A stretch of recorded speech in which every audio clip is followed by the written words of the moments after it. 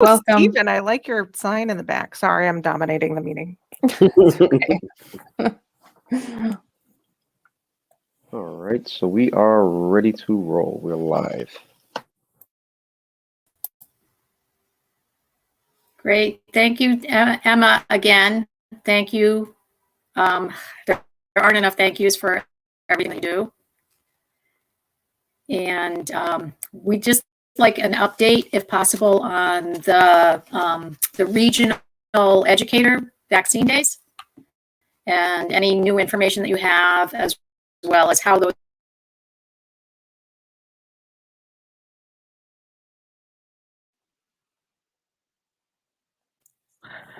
I think for me, you cut out at the end of there, Jean, but I think you were talking about the school days for Hampshire County teachers and how that was looking. Let me pull up. So Northampton and Amherst have chosen as regional vaccine sites to allocate 25% of our weekly amount that were distributed from the state to prioritize teacher and staff vaccines for the next 4 weeks. We did reach out, Meredith O'Leary reached out to the head of the superintendents, which I believe for the group is in East Hampton, with the plan. And this week, we're not sure exactly. I know Meredith and I were speaking about planning with who would be the ideal group for this first vaccine clinic, but I know that for Amherst, let me pull up our clinic schedule.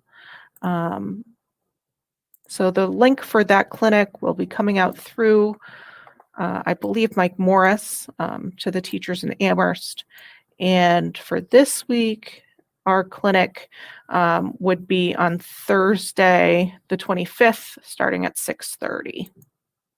That's what we're planning on right now.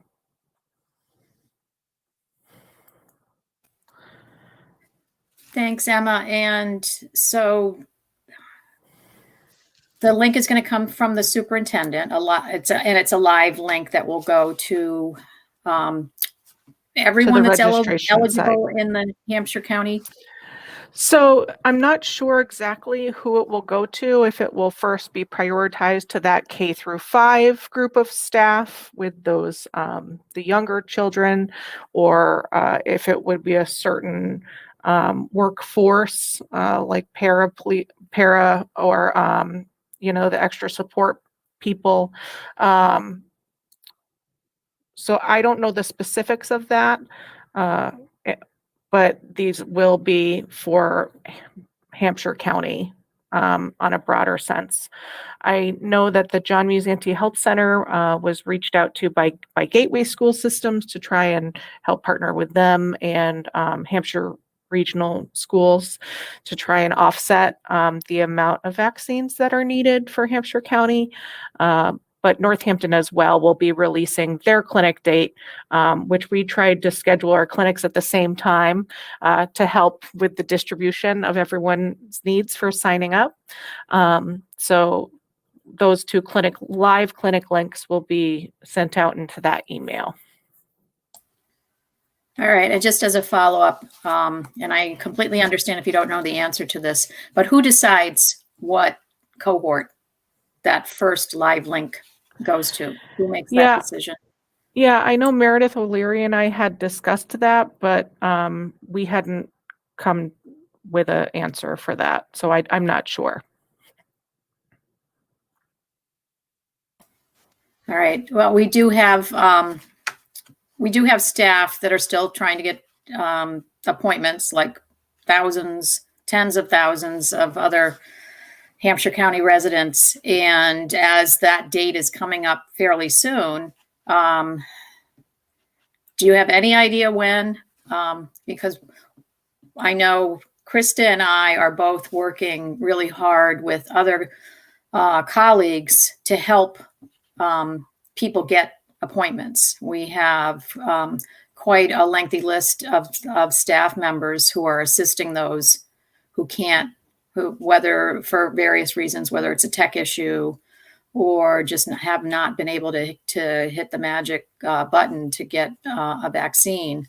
So that we do have a number of staff that have been waiting for this this live link to come out, and knowing, we were all given the dates, the 4 dates when educators were going to be prioritized. So given that it's next Thursday, and those of us that have been on the CVS website and have been on the Mass Vax website know that you basically have to have everything set up and ready to just hit click. So people are understandably anxious, knowing that it's coming up and being fearful that because they're not in front of their computer, when that link gets sent out by a school district superintendent, that they'll miss out on it. Yeah, that's definitely understandable and something we're trying to avoid too. But it's so hard to strategize around what's the best way to make it easy. So I hear you, Jean. So what can we tell those people to make them feel better? Because I know I'm an early riser, so I was up between 5 and 5:30 and had my multiple devices set up, which is basically what it takes right now. I know that the number of doses are increasing, and we're very happy about that. But again, I just want to convey that there is a sense of anxiety that not knowing when this is going to get sent out and who it's going to be sent to, if it's being the field is narrowing down to a certain cohort of staff, not knowing ahead of time that you need to be home or you need to have stable Wi-Fi, and you need to have everything set up in order to click on the link before all the doses are gone, which leads to another question, which again, probably don't know the exact answer, but do we have any sense of about how many doses would be available for each of those 4 educator days, approximately? Yeah, let me do the math right now. So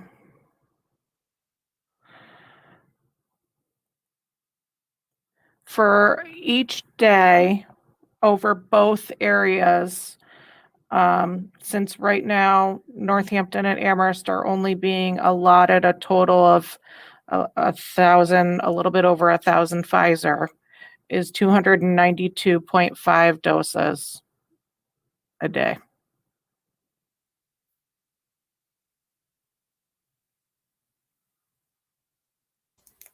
And we hope that changes. Yeah, so we all do.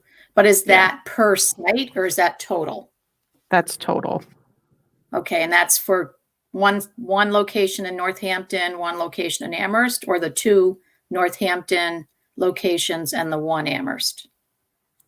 So I believe Northampton only has 1 location at Northampton Senior Center. And we have our site here at the Bank Center. So that's a cumulative amount of 292 doses. Okay, so approximately 300 doses between 2 sites-ish. Yep. So 150-ish for each site.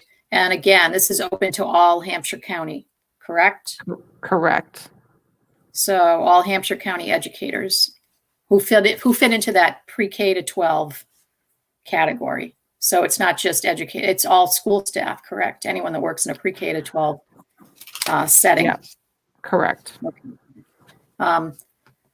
I see Ben doing mental math. So again, that just shows that there's going to be a level of anxiety as to for those that are waiting for this, for these educator days to come, that there's a limited supply. Yeah, the only way that we couldn't open it up to the entire state was if we held these private clinics with 25% of our allocation. If we were to hold a new clinic, it would have to be open to all teachers throughout the state. And it wouldn't be with any more vaccine.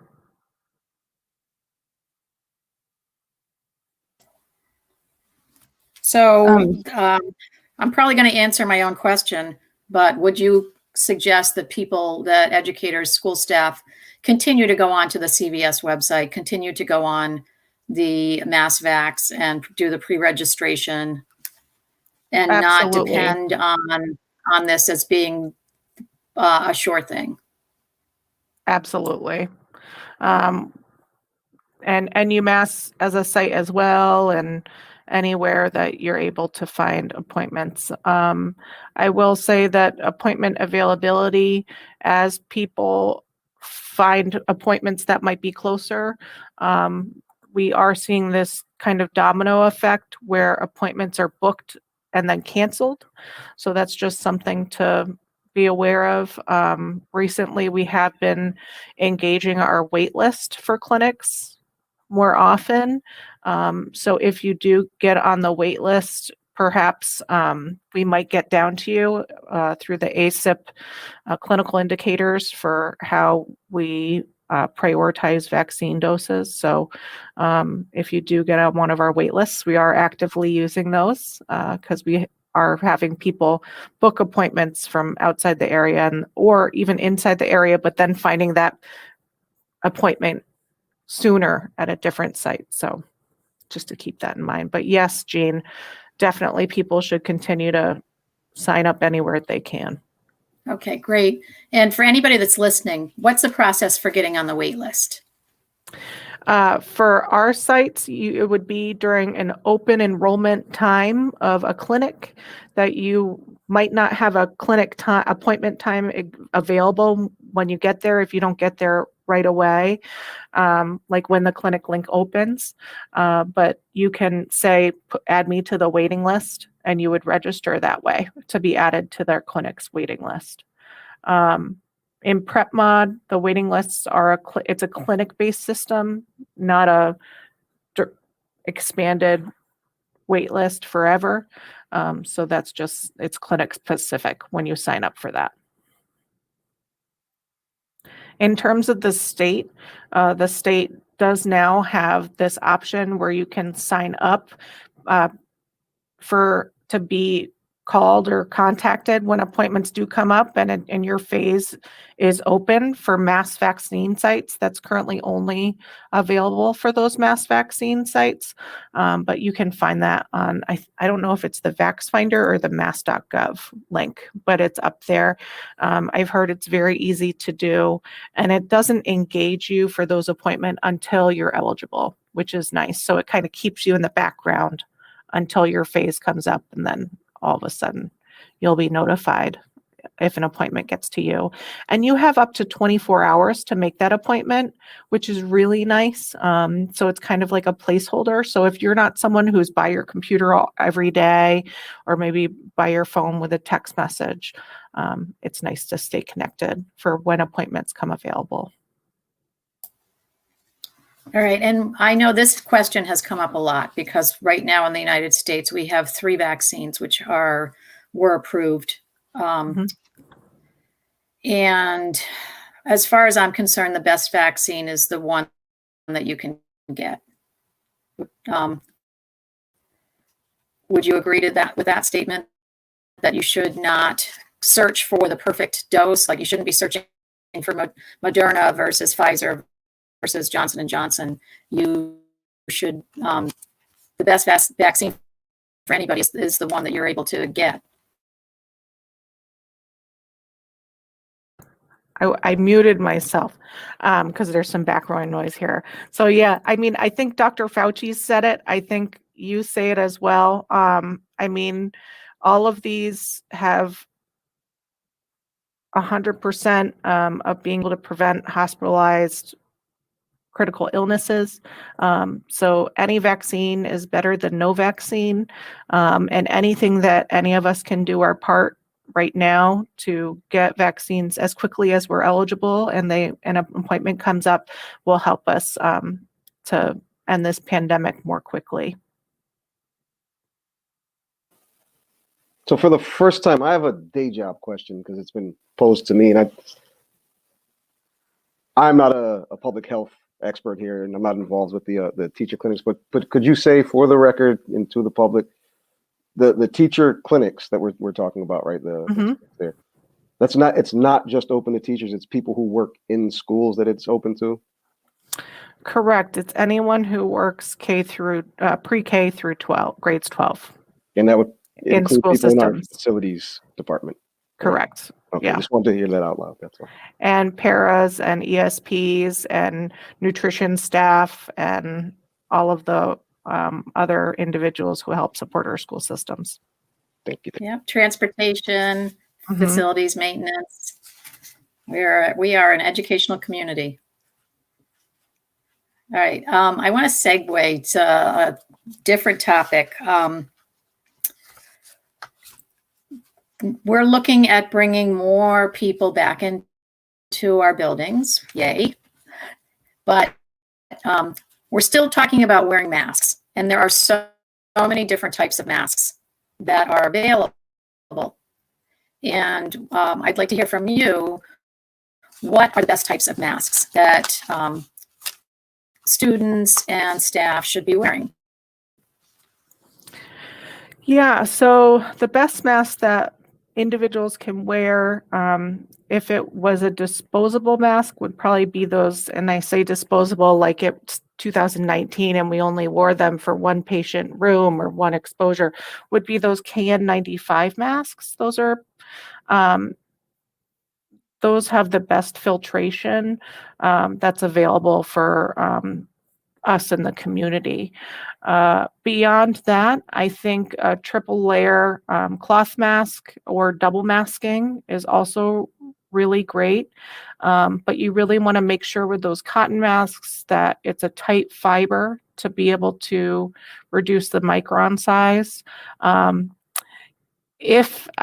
always found this interesting that if you do the blow test, there's probably some other name for it, right? But like if you were wearing your mask, and not that you want to get close to a flame, but if you were trying to blow out a candle with your mask on, you shouldn't be able to blow out the candle, right? The mask is supposed to prevent all of that expiration from going out into the environment to decrease the amount of exposure for those around us. So I found that to be a really fun test to kind of do with my kids at home when all of this began, so they could think about how masks work and everything. So that's kind of a fun test to do at home, if you don't mind looking silly, which I certainly don't. So I think as long if you know that you have that good fit around your face, meaning that it's tight around your face, and what we call the filtration, which is the size of the fiber. If you have the fit and filtration piece, then you're doing a great job. And I just want to applaud like everybody on how far we've come with masks. Yes, we're meeting virtually right now, so we don't need them, but I think we've come from being really culturally defensive about wearing them to it's kind of, I know my face sometimes if I forget to put mine on, I'm like, oh my goodness, it's like me being without my glasses. Where's my mask? So thank you everybody for working hard with it. Did you have an opinion on the Netgators? Oh yeah. I was just going to ask that. Yeah, I have an opinion, but yeah. I know Netgators are comfortable. I think they're really chic and have some nice patterns, but they tend to be made out of the stretchy fabrics, the spandex type fabrics, those that are not good in terms of being antimicrobial. They're not good fibrous. They don't have that tight knit. And if you do the candle blow test, then it's not going to pass. So Netgators, while being chic and very like good with the patterns, I think in terms of if we're thinking about COVID and making sure that we have that good fit and filtration, that they're not recommended.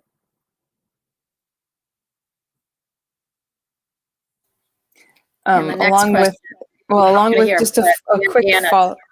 Yeah, I was going to say, can we follow up about bandanas? Because I think they also have some wonderful patterns and can be very chic. But Yeah, I would say bandanas are on the same kind of wavelength, Krista. That really these should be masks that fit well and will pass the blow test. I know I have several bandanas at home that look good in my hair when I'm doing some chores outside, but wouldn't pass the test. Like I have this really nice looking, cameras, Fauci mask, love it. But look at what happens. It's not going to fit. Whoever designed it, who is lovely, but it just doesn't fit good around my nose. So while this makes me look really cool and smart, it's not a good mask because it's not going to keep everyone safe because my breath is going to come up and over that. So that's something to think about. So I keep it right here hanging by my computer because I still love it. And it makes me think of the science and Dr. Fauci. But I tend to wear this mask or my nice double, triple ply cloth masks that some family members have made.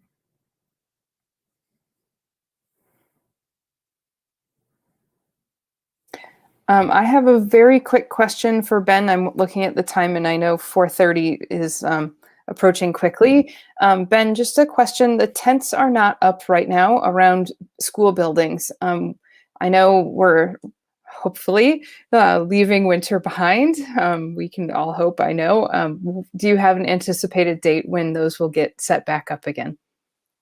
Not even an anticipated date. I have a scheduled date. The week of April break, we'll be putting them up. So like, because there is a concern, because if you live in New England, we have snow season, mud season, wet season, and wind season, and we're kind of like teetering towards the middle of wind season. So that's our concern with the tents right now. But yeah, we want to get them up as soon as we can safely do so. But it'll be by the end of April break. It'll be up. So will you be using April break time to set them up, or will you start when the younger students are back on April 5th? Yeah, we're trying to get into a couple areas like Crocker. Crocker, we're waiting on a new tent, but yeah, the elementary schools we're going to hit first. So if I can promise you April vacation, but we are going to try to look for areas of opportunity before then. And we all also know that weather, you might be able to predict the weather in advance, but you got to take that with salt this time of year too. Yeah, and unfortunately for our staff, they're going up regardless of what the weather is over April break. So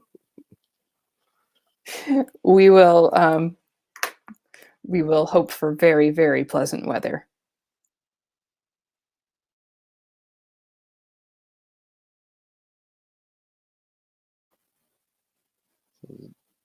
is there anything else? Stephen, you want any concerns or? It snowed in Shutesbury this morning.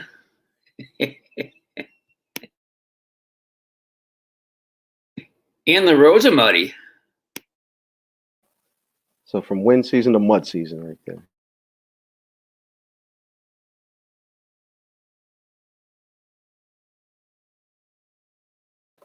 All right. So unless anybody else has any questions, nothing. All right then. So I guess we'll all have a good weekend. I'm getting stabbed in the arm tomorrow in Chicopee, so I'm excited about that. That's very exciting. Are you going to the Chicopee CVS? Yep. Nice. That's great. Good for you. Waking up so early actually paid off for me for once. Well, and hopefully we'll suddenly get flooded with tons of more vaccines. So none of us will have to do that anymore. But thank you everybody for having these discussions and welcoming me to the meeting. And it's a fun group. I get to enjoy Stephen's hat. And the sign. Shout out to CPAC. Alrighty, folks. Well, we'll see you on the other side. Bye. Thank Thanks. you.